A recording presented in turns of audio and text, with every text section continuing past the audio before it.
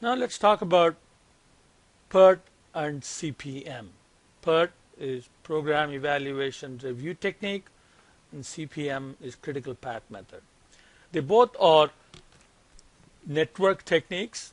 So we'll look at what that means in a little bit. More than 50-60 years ago, two different teams were working on a similar kind of project management tools.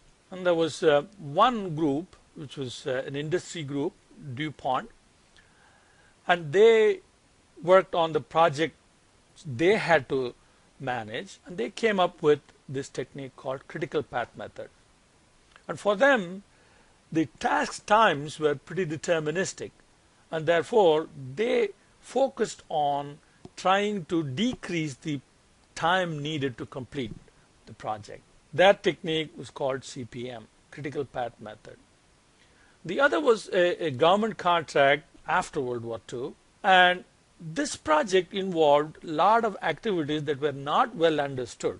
Many of them were being done for the very first time, so the time estimates were quite fluid, not accurate enough for us to be able to control how long it will take and when it will be completed and so on.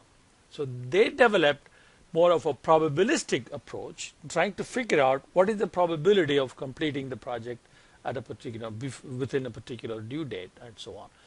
They called the project management technique they were developing as PERT. Now, so PERT and CPM, they both have commonalities up to a point of developing the project itself, the project planning itself.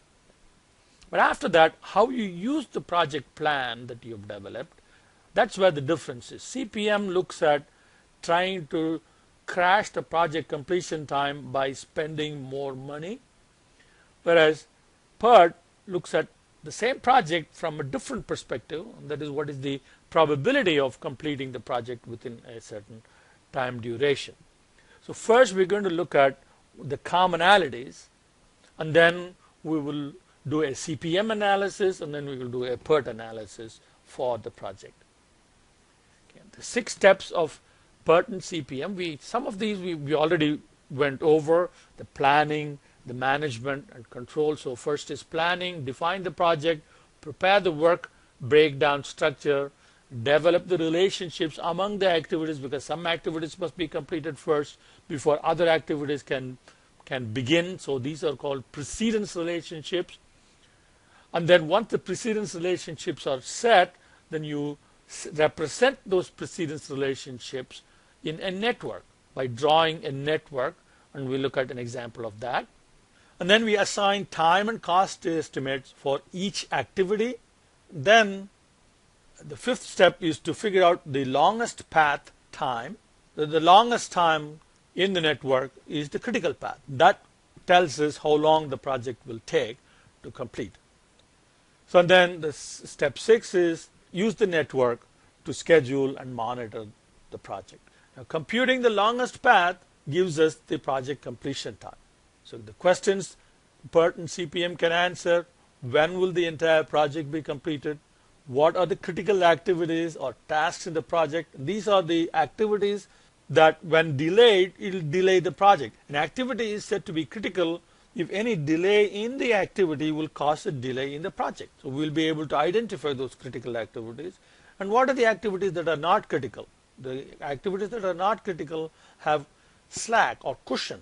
So if there is a small delay, it's not going to affect the project completion time. We'll look at what is that the maximum delay allowed, permissible for non-critical activities, and still not delay the project. We'll look at that later.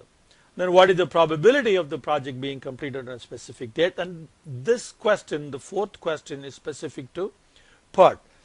CPM doesn't deal with probabilities. Is the project on schedule and behind schedule, ahead of schedule?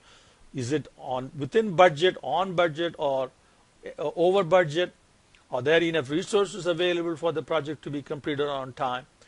And then the 8th question is whether we can finish the project in an earlier time if we can provide additional funds. Of course, 8 is only for CPM. and not for PERT.